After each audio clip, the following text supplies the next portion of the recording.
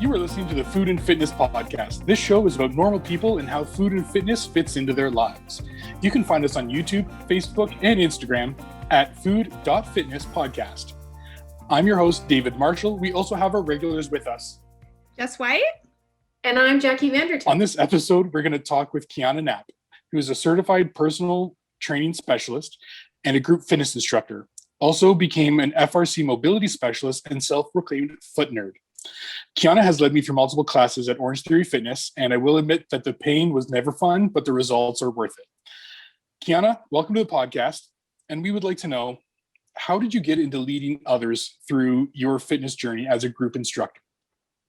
Yeah, so thanks for having me, guys. So fitness has really been a part of my life forever. So I'm very fortunate that I was kind of brought up in just a fitness-minded family. I will say I was going a different route at first. I was going more the academic route. I actually have a master's in history. So I was kind of thinking like teaching. And I guess the ironic thing is I did become a teacher, just in a different field. So yeah, I kind of made the switch. I just said, you know what, I love fitness. Why am I fighting this? I took my first Orange Theory class. And not only did I find the workout amazing, but one of the first thoughts that popped into my head was, wow, like, look at that coach. They're having so much fun. It looks like so much fun to like lead a group through this workout. So yeah, literally I was a member at Orange Theory for about a month before I decided I'm going to make the leap and I want to coach, because I already had my personal training certification. I had it just to have it, just because it was an interest for me. I had never used it yet. So yeah, I just started using it right then and there once I decided that. I mean, I did get laid off from a job, so that kind of helped push me to that change as well. But yeah, I'm so glad I did. Never been happier than what I've been doing right now. So yeah, started with Orange Theory, and now it's progressed to kind of my own work with mobility and movement coaching. So yeah, that's the spiel about how that happened. One of my favorite quotes by Gray Cook, who developed the functional movement screen, is mobility over stability. And then I teach and I tell my students all the time, mobility over stability. So can you comment on the importance of mobility for regular people? So for example, what happens or what can happen when people forget or completely neglect mobility exercises in their fitness routines? So mobility, if you just break down that word, it's the ability to move. So how do you lose mobility? You stop moving. So so the reason why we need like mobility exercises is just because of the Western society's lack of movement. So that's kind of where that comes into play. But yeah, so important. I mean, one example is, the amount of time that we spend in chairs. So right there, we're losing the ability to move our hips. We become stiff in that regard. So mobility is simple when you think about it in the context of it's just the ability to move. And so the better we can move, I mean, the better we can live, really. When I first got my Fitbit, so just to rewind and let you guys know a little bit about my daily life, I sit down, like you were saying, like when you're sedentary, you're sitting at a desk, you really don't move too much. So I felt like I was pretty active, fairly active. I do my yoga, I go for the gym, I go for some hikes on the weekend, and then I got a Fitbit. And I think the standard number of steps that they suggested you to have a day was like 10,000 or something around that. And I thought, oh, that's no problem. I wore it for like a week and I'm like, okay, I'm averaging like 3,000 steps a day. Nothing. And then my sister, who literally works and walks around all day, she's getting like 20,000 steps in a day. And I'm like, wow, I really thought that what I was doing was great. I felt like I was active, but I'm really not moving. And I think a lot of people really don't realize,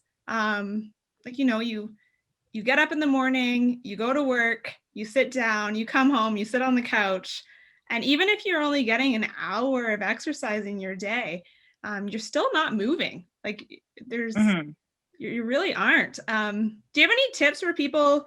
Like I know that going to the gym is super important, but do you have any tips for people to stay active throughout the day, like to get a little bit more movement in their daily life? Yeah. I mean, that's the thing. Like we get caught up in like, okay, I went to the gym for an hour, like I'm done. Like yeah, I've done it. But you gotta look at it the whole day. I mean, you have 24 hours in a day. And I know for a lot of people, like getting to that gym for an hour is like, that's a struggle. I know people have kids, family commitments and stuff. But yeah, look at what you can do in 24 hours. I mean, I even get caught up in that. Like I go to the gym or I go for a run and I'm just tired and I sit down and I'm like, hey, my Fitbit's buzzing me. Like, you know what? I gotta keep moving. So it's really a part of the convenience of how we live again in this Western society, right? Everything's so convenient. We sit in a car, we drive to a window, we put our hand out, we get food. I mean, it wasn't like that for thousands of years of being a human, right? We had to walk, we had to forage, we had to get our food by moving, and we just don't do that anymore. So yeah, like maybe walking to the grocery store instead of driving, making more trips, things like that, parking further away, using the stairs. I mean, we all hear that all the time, but do you actually do it? Do you take that further parking spot? Not many people will, right?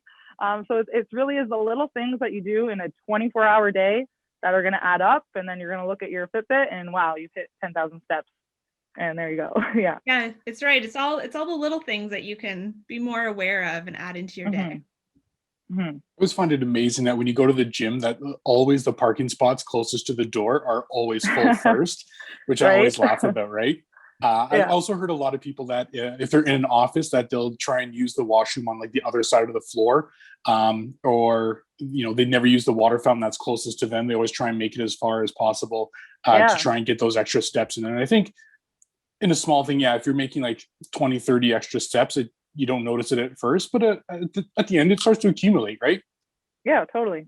And I had that issue with the water cooler at my desk job. It was down a hallway, and like I took it as an opportunity to like get up from my desk, and I'll fill my water 10 times a day if I have to. It gives me the that walk to stretch my legs, get my steps. Yeah. You bought a smaller water bottle just so you could walk more steps. Yeah. Kianna, can I ask you a question about why should a person do physical activity? And I'm not looking at it from, heart rate, blood pressure, stuff like that. I'm really interested in the psychological aspects, because I think sometimes we forget that, not everyone's going to get a runner's high, but why would you recommend from a psychological perspective the benefits of fitness? Yeah, I mean, everyone could probably claim who has, done a workout, been in a workout class. I mean, before you do it, you feel like absolute crap. And then, when you're done, even if you're not someone who enjoys exercise, I mean, you have to admit, like, you feel so good after. And, we need that. Again, we're going back to sedentary life that we live. It literally has, results on your brain chemistry after you exert. You get your heart rate up, you sweat. So yeah, it's so important for that reason. And I mean, yeah, that's how would you describe after you've worked out, how would you describe your mood? Because I know for myself, and my kids tell me too, Mom, you need to go out and do something. Because when I come back, I'm happy mom. I leave grumpy mom and I come back happy mom. But that's really hard when you're doing it. You're like, oh, this is hard. Dave described it as pain. How do you feel after exercise? And I guess what keeps bringing you back? Yeah, I guess it's that it's almost like an immediate satisfaction after, just because you feel so good like right away. I don't know, and like I guess I'm so like I've been doing it for so long, so I'm so accustomed to it. And I understand that people who are just starting, like it's it's uncomfortable. You hurt, you're sore, you're feeling muscles that you never even knew you had, like that sort of thing. But also, I mean, I want to encourage people that exercise, it doesn't have to be like so intense, like all the time. Doesn't mean you have to actually like, be sweating everywhere and, gasping for air. It can come in so many forms, even, just go for a walk around your neighborhood, like go for a hike. You don't have to be lifting crazy amounts of weight. Again, it's different for everyone. So yeah, you got to find what you like, and then, just hold on to that feeling that you feel after, and just think about that feeling of how good you feel after. And that's going to get you through, the next time, the next workout. Yeah. I feel like after a good workout at the gym that I go to, sometimes I feel so great that I actually have memory loss. And I think other people do too. It's like the state of euphoria. Like you feel so great. You do your workout, you walk to your car, you drive home, you realize that you're still in your running shoes.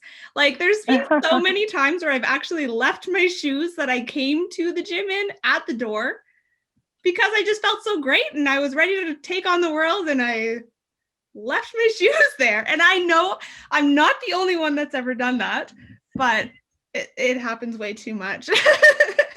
That's really funny. And I could really attest to that, because at Orange Theory, we have leftover shoes, like so many.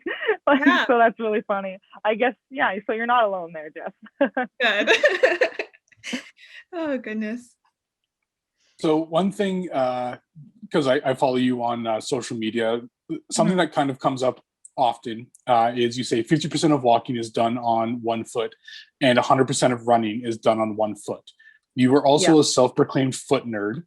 So why the foot, and why should other people be so concerned about their feet when they're looking at their fitness journey? Yes. So the whole shift to kind of mobility for me started with the feet. So I trained and I ran my first marathon in 2019, and my foot was ruined. It was, so my left foot, I had plantar fasciitis. It obviously got worse, and it became that way because of my overtraining. And yeah, so after my marathon, just my foot was toast. It hurt every day, every hour of the day, every time I stepped on it. I know, and like having sore feet is like the most debilitating thing. Like not being able to stand or walk and like not feel pain is horrible. So it started from that, and I actually, being a foot nerd is an actual certification that anyone can get from the Foot Collective. Check them out on Instagram. I'm self-proclaimed, and it's an actual thing. But yeah, so your movement health begins at your feet, at your foundation. Like think about the foundation of a building. Like it has to be strong. If it's weak, you're gonna have a crappy building. So it all starts from the feet, and once you see it that way, you can't unsee it. It kind of works everything up the chain, to knees, to hips, to spine. It all comes down to your feet. Mm-hmm. Yeah. Can I piggyback on that a little bit? And I know that some women are going to hate me. I don't wear heeled shoes, and I really never did. Can you comment a little bit about shoes in daily life and active life? We had Jody McNeil on, and Dave asked a great question about how long should shoes last. And, she said about 600 miles or kilometers. I can't remember, 600 kilometers. Can you comment a little bit about shoes, and how do I know as a regular person, are these shoes good for me? I feel like this is going to be a good answer. Yes. Shoes are foot coffins. So they're where your feet go to die, guys. So shoes. The less time you're in them, the better. So your feet have muscles just like any other part of your body. So when you're not using a muscle, it gets weak, it gets smaller, right? So shoes are actually unloading your feet. So your muscles in your feet are getting weaker because they're unloaded. They're not taking the weight of your body because you're wearing cushion, you're wearing arch support, all those things. So once you take your feet out of the shoes, the muscles of your feet are now being loaded. They're getting stronger. So that being said, with footwear, there's 4 things. WTFF. So number 1, they should be widest at the toes. Look at a baby's foot. Their foot is widest at the toes. They have a nice splay between all 5 toes, right? So you want to have that width at the front. You want them to be thin. So you should be able to feel the ground underneath you. Proprioception, you're sending signals to your brain about where you are in space and what's underneath you. You want them to be flat. So from the toe to the heel, no heel lift, no cushion there. So yeah, again, that kind of goes with thin as well. And then you want them to be flexible. So they should move. You should be able to scrunch them up. They should allow your foot that natural movement. Kind of like piggybacking with that. What was I gonna say? The ability of your foot to move with that proprioception, right? So yeah, wide, thin, flat, flexible, allowing your foot to do the work, to take the load that it needs to be strong. And a strong foot is going to be a pain-free foot. So can you comment a little bit about the stilettos, the 4-inch heels that some women find themselves wearing? I don't judge. I shouldn't say some people find themselves wearing. Yeah. I mean, I get it. Like fashion-wise, I know they look good. They make your legs look nice and long. And it's just, so I can go into kind of like, the biomechanics of that. Wearing that heel, your weight is kind of shifted into your forefoot. Your toes are all scrunched. I mean, and the toe thing is important because going back to plantar fasciitis, that's the long, kind of that thick fibrous piece of tissue along the bottom of your foot, and it separates and it goes into all your digits, sort of thing. So when you're cramped into that, that pointed shoe, all your weight is being put on your forefoot. Oh, just disastrous effects, not only to the foot, but then now upstream to your hips, how you're standing, your low back, you're kind of in that arch. I mean, so yeah, that's what I'm saying. Like once you kind of see these things, you can't unsee it. And like when I see someone wearing heels, I'm just like, oh, not to mention your calf is scrunched up now. It's nice and tight. Your Achilles get shortened. Oh, just, all those effects that happen. So I'm sorry guys, if this is like anyone listening who loves heels, but that's the truth. So as somebody who may have a predisposition to an injury, staying in wide, thin, flat, and flexible shoes is probably the best as a preventative measure. Because like you said, if the foundation of the house is cracked, then something up top is going to fall down or be affected someplace. So Yeah. I don't want to put words in your mouth, but shoe wear is critical. Is that where you're going? Yeah, but also it's going to depend on the injury, like, and you don't want to just like jump into it, sort of thing. Again, depending on your injury. So if standing with bare feet is painful, if you have plantar fasciitis, you have any like Morton's neuroma or anything, like maybe bunions as well, you definitely ease yourself into it. But that's gonna be the best way to kind of even out the balance, kind of the alignment from the hips down, really. Yeah. That's awesome. A question some people often ask is, how long should I break shoes in? So I just bought a brand new pair of whatever. How long should it be before I can go out and be active in them? Is there a time frame that people should be aware of? So if I'm thinking about like minimalist shoes, and you should just be able to jump right in them. They don't really need to be worn in. It's weird because I feel like the wearing of shoes, like if you're talking about conventional shoes, like the brands that you see in like a sports store on the shelf. I mean, if they're, so that's, I don't know if I can like give a good answer for that because I'm just not familiar with that anymore. Because they're so tight, they're so restrictive, right? So it's almost like you have to like gain these calluses in all the places that they're tight on your foot. And again, every brand's going to kind of fit in a different way. And I mean, I went through that. I bought a pair of shoes when I was training for my marathon, and I went for a 10K run, and I just shredded the back of my heel because I got major rubbing, major calluses there. And I couldn't wear shoes for, I think, a week and a half. I was off training, and that's really frustrating. So if you're going like the regular shoe route, then ease into it, learn from my mistake there with that example, and lower your training volume, lower your distance, maybe a week or so. But ideally, shoes should not be so restrictive that you need to break them in. They should allow your foot to move freely if you're going more the minimalist route. Yeah. Awesome. I've seen people, and I don't know what the category of shoes is, or even if they have an actual name. But you know the shoes where they kind of fit your foot and they have toes? What are those called? Five fingers, I think they're called. Five-finger toes? Like Vibram 5 fingers, yeah. What are your thoughts on that style for fitness? Great. I mean, I don't own any yet.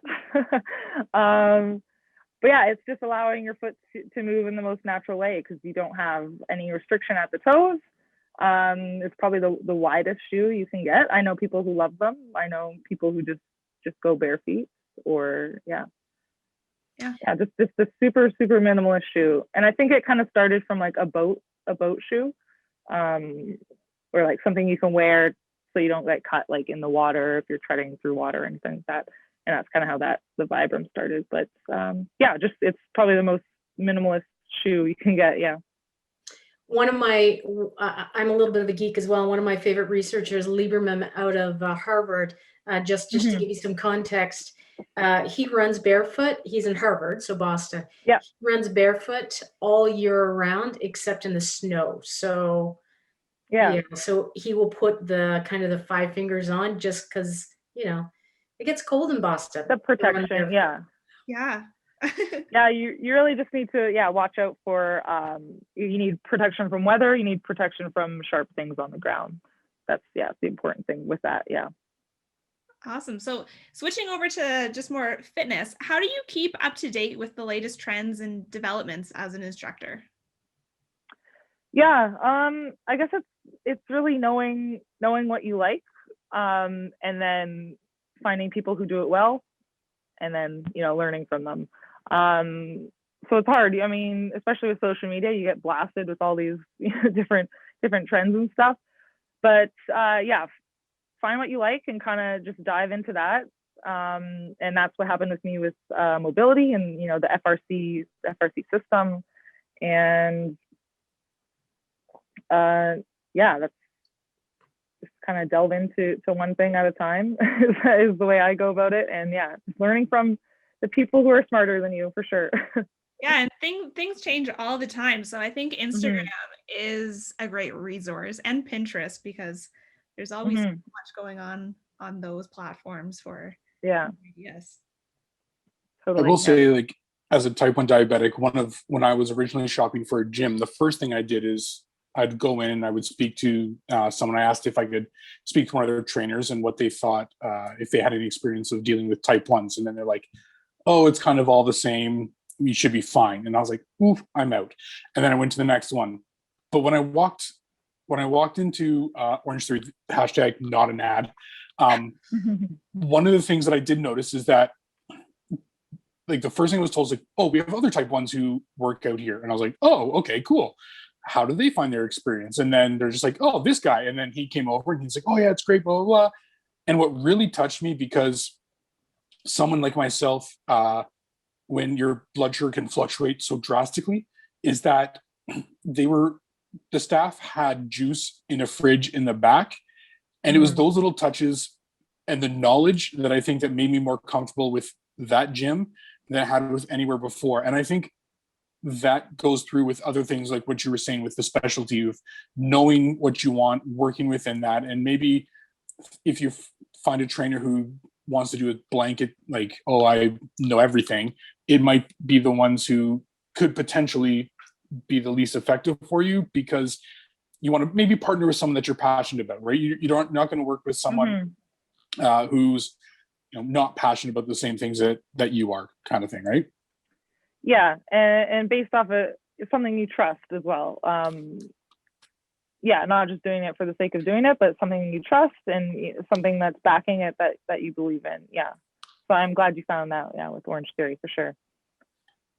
So doing some research before this episode, you and I have talked, and you mentioned that you grew up in a family, your parents were athletes. Your sister is also an athlete. Yeah.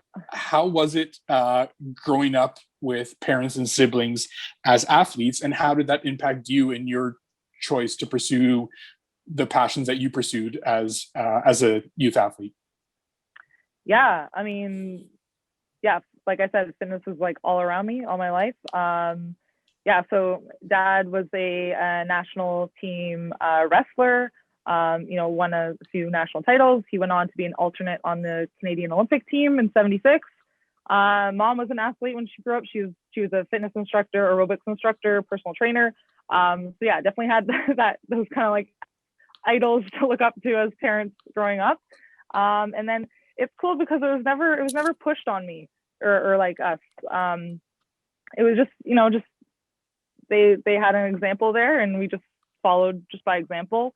I'd be, if my dad was at work, I'd be sitting in the gym while my mom was teaching aerobics with my sister, just, watching her teach a big class of aerobics. So it's so cool to grow up with that. And I'm very fortunate with that because this is something that a lot of people have to learn. They learn later in life. So yeah, so happy to have grown up with that. And now I get to kind of teach it and share it with everyone, which is, just such a joy. Yeah.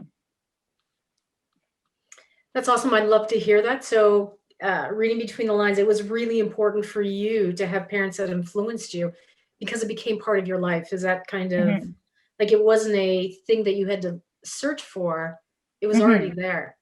So kind of the take home message to parents out there that if you're active, kind of your kids will follow up on that as well. Yeah, exactly. Yeah, for sure. So in today's pandemic, we've had to, pivot to different kind of fitness things. And I've discovered yin yoga. And, it's been really good for me for mobility wise. I have a question for you with regards to, kind of teasing out what fitness program that you're doing online. How do I know that it's a good program for me? Like, what sort of things should I look for when I'm choosing or picking an online fitness program? Yeah. I think firstly, do what you like. Because if you don't like it, you won't stick with it, or chances you're going to stick with it is very, very slim. So if everyone's doing, if everyone's running, I won't mention different names. If everyone's running and everyone's signing up for 5Ks, 10Ks, but you just hate running, you don't feel good after, it hurts you, whatever it is, then you don't have to run. You can walk, you can hike, you can, if you're like, hey, I used to play tennis 10 years ago, then play tennis. I think we get wrapped up in, fads and what we think we got to do, but it really should be something you like so that you will stick with it. It'll be more effortless that way. And yeah, do something you like. And then again, going back to that trust thing, something that backs what you believe in, backs your goals. So even, set out some goals for yourself, whether it's strength, whether it's endurance, and yeah, make sure it follows up on those things. I really if love someone is looking for a 5K or a 10K, they can go to the Compass Run for Food, just for the record. Yes. I love that you said that. And one of the things that I bought a bike this winter, and I biked to my basement, and my husband put on a mountain bike. Like, you can watch these guys go these races and they start on the top of the glaciers and then they bike down. So it's about 45 minutes an hour, whatever. And I didn't enjoy biking indoors. I found it very mind numbing. And then I found this 45 minutes of this guy racing down the mountain, and I'm leaning. Like, when he's turning a corner, I'm leaning. And I felt fast and empowered, and it was 45 minutes of fun. So I love the fact that you said, have fun. Because not everybody likes doing, I don't know, 2-minute planks or whatever. Yeah. So, love it. Well done for you. Yeah, I love that. Awesome. Yeah. So we are the Food and Fitness Podcast, and this might be a question that we all want answered, but no one is willing to ask. So which would be more of an impact when it comes to a lifestyle change, changing your diet or starting a fitness program? Ooh, the big question, right? Um, I mean, I'd have to tip the scales to diet to that end.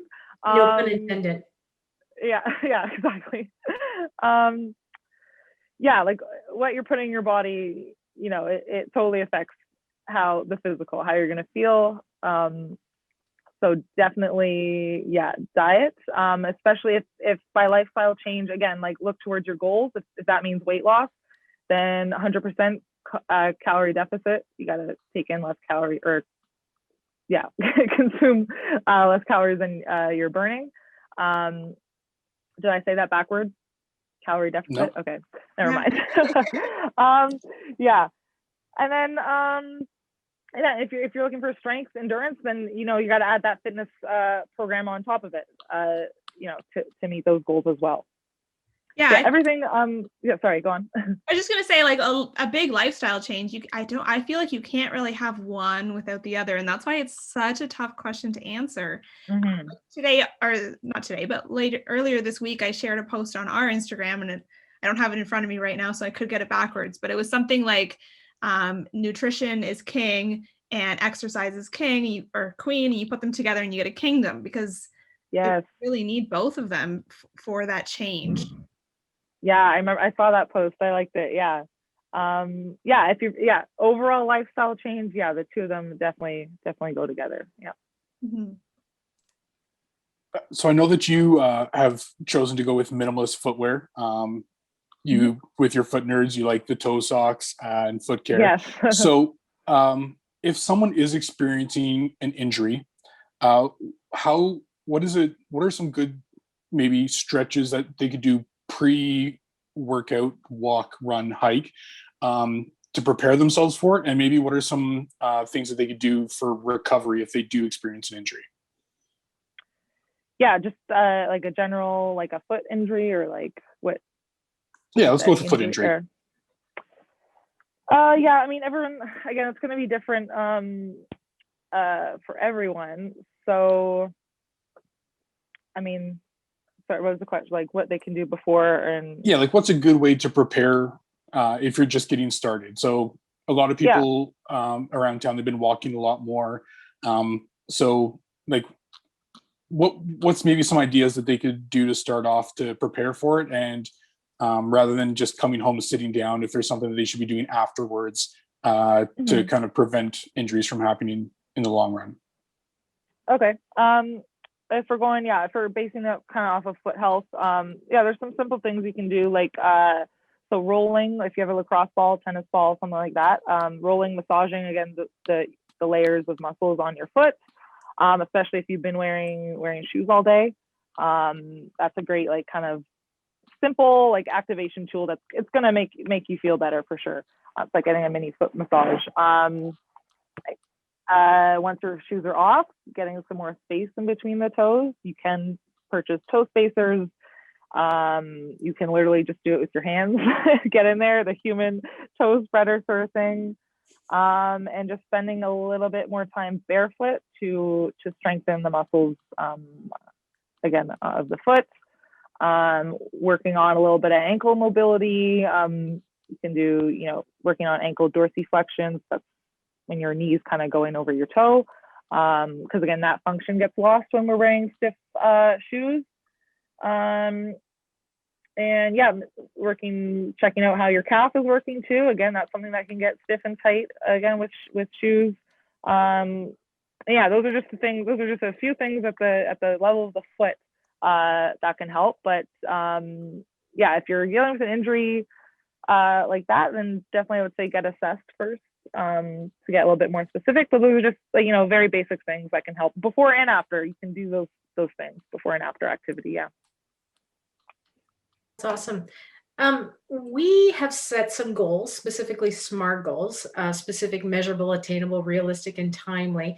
And we've really, held ourselves accountable for our goals throughout kind of this year. Do you have any goals this year, or something that you've carried over as a long-term goal? So is there something that you're looking to, whether it be train for, prepare for, something? What would you say is your long-term goal? Yeah, that's a good question. I feel like they're always changing.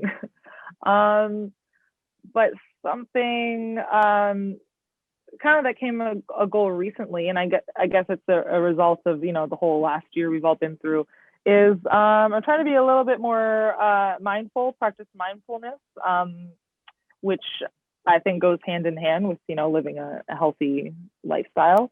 I mean, I do a lot of physical practice, obviously, but I notice I'm definitely lacking on the mental practice. So, for example, I'm starting journaling. I've been journaling every day for almost a month and a half, which is big for me. So, I mean, those small steps every day to do that, to get into my journal. I haven't really found like a meditation really that works for me. That's been a little tough. But yeah, definitely it's the mindfulness practice that's my big goal. Yeah. Kianna, and do you mind if I ask why in particular mindfulness? Like, why have you taken this on? Is there, I don't want to get too personal, obviously. Is this a hole that you've found where in this fast-paced rat race kind of world that you've chosen to kind of focus a little bit more on maybe what's going on inside? Can you just elaborate a little bit more on why mindfulness? Yeah, I kind of like what you said there. Like there's definitely a hole, a hole there. Yeah, and it's missing from. I feel like it's a pillar. It's a pillar of health. Really, there that I realize is missing with all this time alone during 2020, and again trying to keep up with everything, trying to deal with a busy schedule, and yeah, that's how I arrived there. Yeah. That's awesome. I love it. That's awesome. So we want to thank you again. It's been a pleasure having you on the show. So thank you for joining us today on the Food and Fitness podcast. Before we close off, can you share with our listeners where they can find you, what you're up to, and any closing words to keep people inspired? Yeah, you can find me on Instagram at Kianna Gnap. So I post content every day about mobility, about how you can keep moving. You can book an assessment with me there. I have a free offering also there for mobility, and then you can just keep your eyes peeled. I have some online programs coming up in hopefully the very near future. And yeah, just keep moving, everyone. That's all I can say. Fantastic. Well, thank you. Thank you so much, guys, for having me. Thanks, Kianna.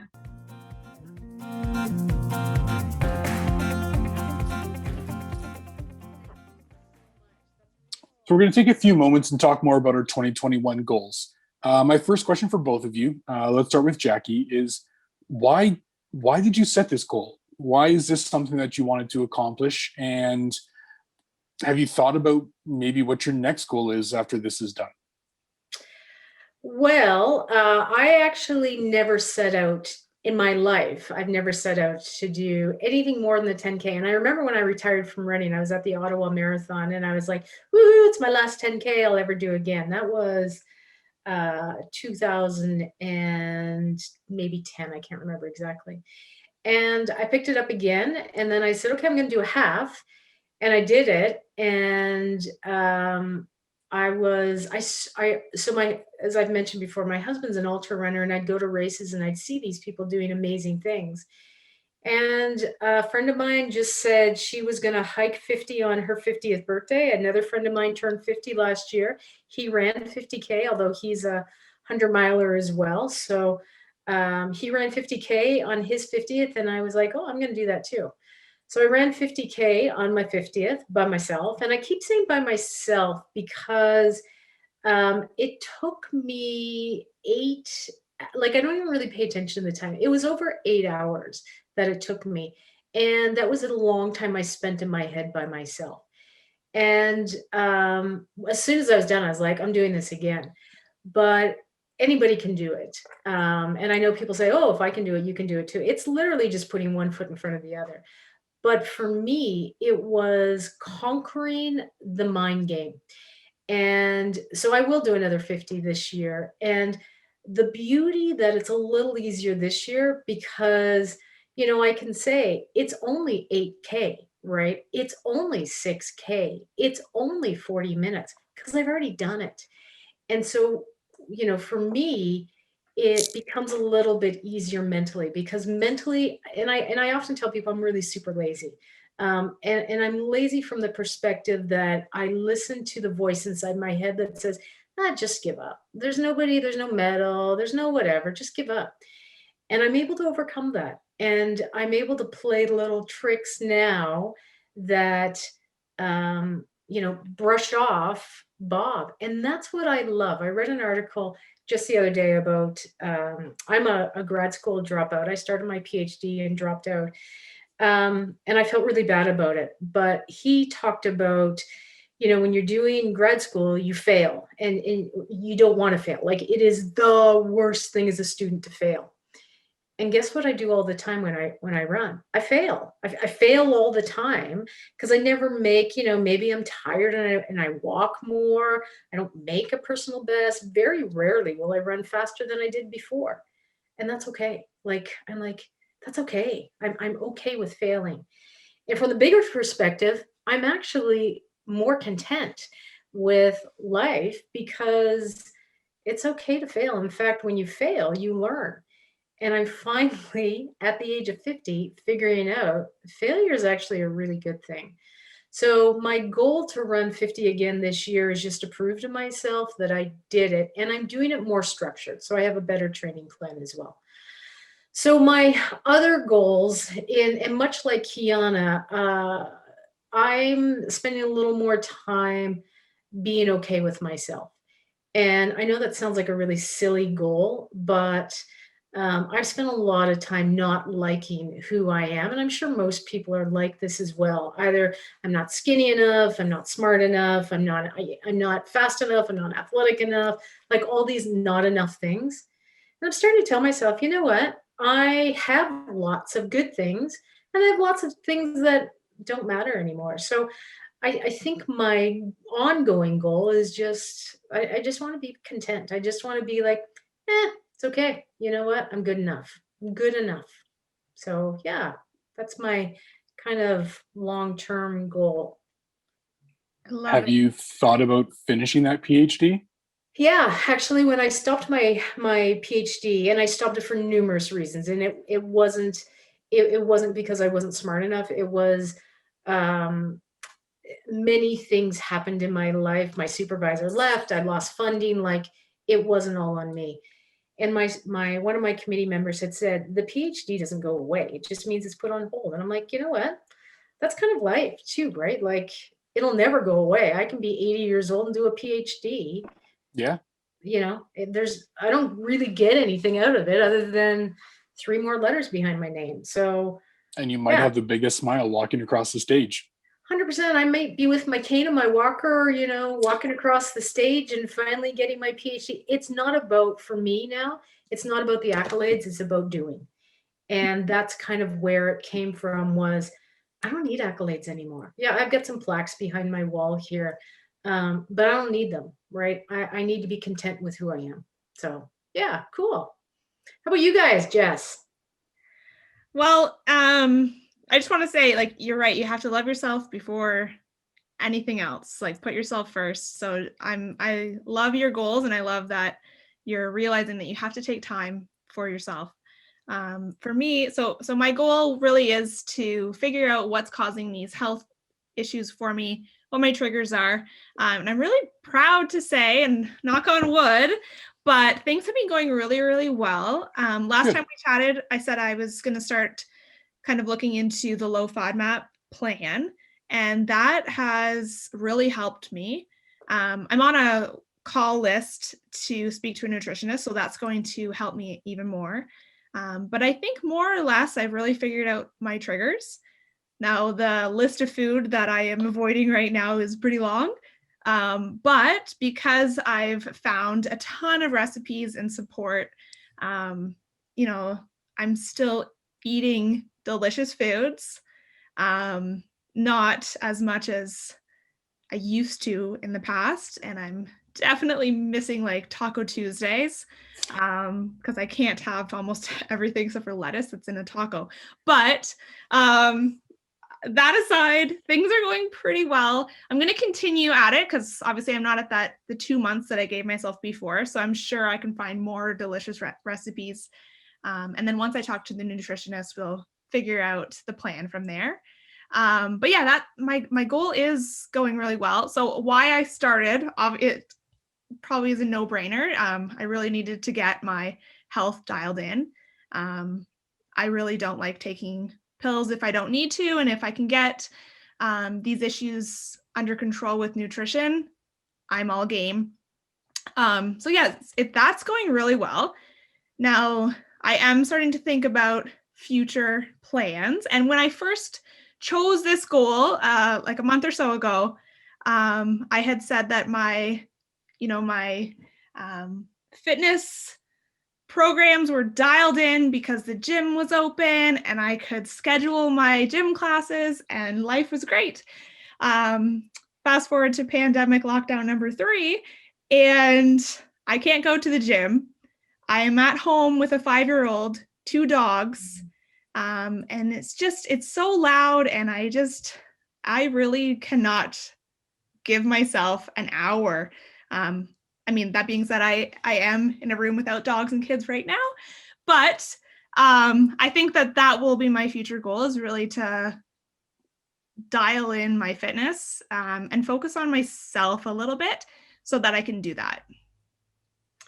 I love that you shared that because I think you and about a million other people, and I think I'm being super conservative, have that exact same issue right now. Yeah. So yeah, please, as we go on, share that, because there's a whole bunch of people out there that are super struggling right now as well with a 5-year-old and dogs and online learning and Yeah. love it.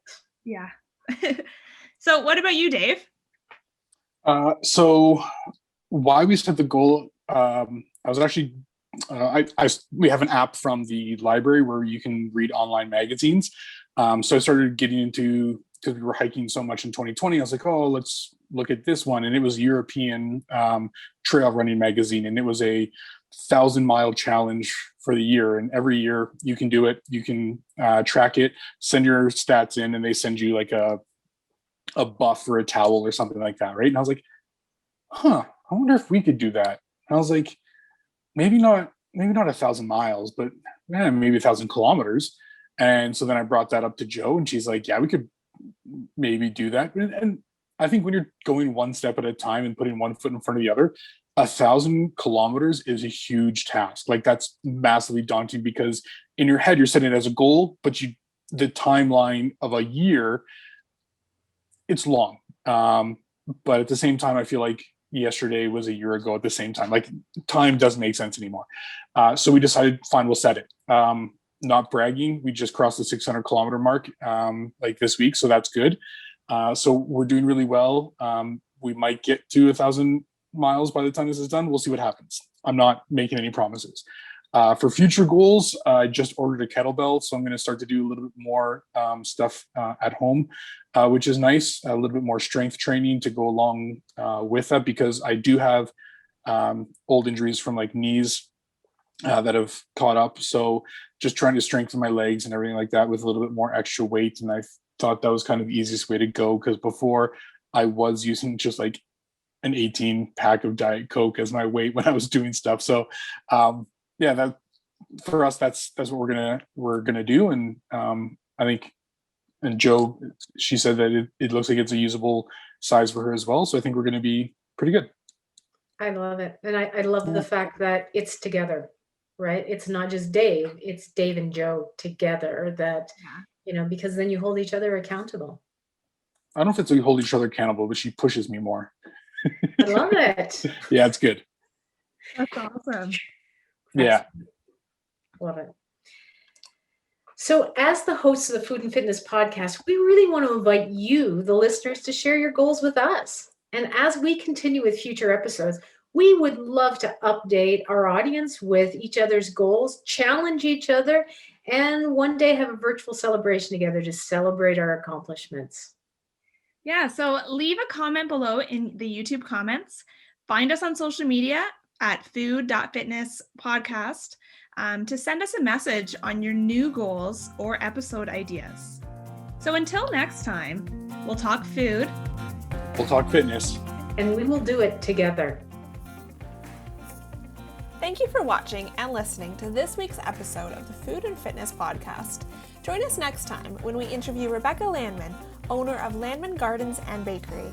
We will dive in and discuss where food actually comes from, everything from her commercial kitchen to eggs, butcher shop, vegetables, preserves, and more.